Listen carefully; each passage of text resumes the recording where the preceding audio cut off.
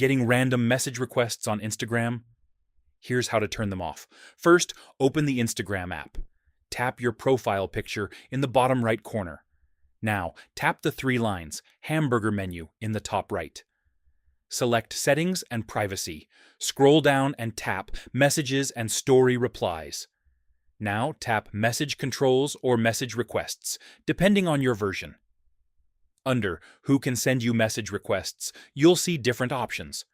For followers, others on Instagram, or people with your phone number, change the option to Don't Receive Requests. That means those people won't be able to send you message requests anymore. Next, go back and find Who can add you to group chats. Set it to People you follow to prevent random group spam. You can also enable Hide Message Requests to automatically filter out spam messages. And that's it. No more random message requests from strangers. If this helped, like the video and subscribe for more Instagram tips.